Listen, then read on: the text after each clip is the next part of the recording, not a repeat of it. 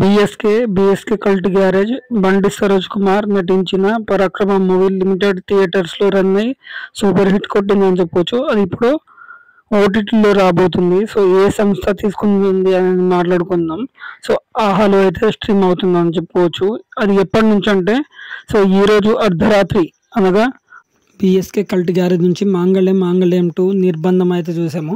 అవి A rated movies అని చెప్పుకోవచ్చు. ఈ మూవీని కూడా ఏ రేటెడ్ మూవీ అని చాలా మంది చూడకుండా చెప్పారు. రాత్రి 12 గంటలకు స్ట్రీమింగ్ అవుతుందని మనస్ఫూర్తిగా తెలియజేస్తున్నాను. సో ఈ మూవీ చాలా మంది నెగిటివ్ రివ్యూస్ అయితే ఇచ్చారని చెప్పుకోవచ్చు. కొందరు చూసి ఇచ్చారు, కొందరు చూడకుండా ఇచ్చారు. సో ఎందుకంటే ఇక్కడ బీఎస్కే అనేది వారు పబ్లిక్ స్టార్ అని చెప్పుకోవచ్చు.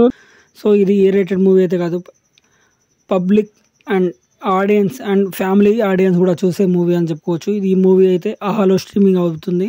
సో 14వ తారీఖు అంటే రేపు, ఈరోజు నైట్ అని కూడా చెప్పుకోవచ్చు అనమాట. సో అది రిలీజ్ అవుతుంది. సో ఇప్పుడు మన చేతిలో ఉందన్నమాట. బండి Saroj Kumar actor, writer, producer, so అంతా తనే అయి మ్యూజిక్ డైరెక్టర్ కూడా తనే అయి నడిపించిన మూవీ పరాక్రమం మూవీ.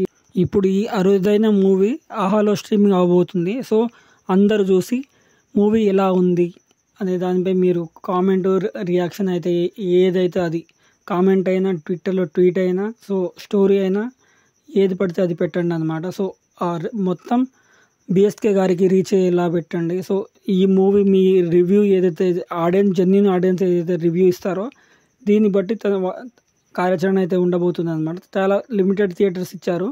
సో ఇప్పుడు మన చేతిలో ఉంది కాబట్టి మనం తనని సపోర్ట్ చేద్దాం.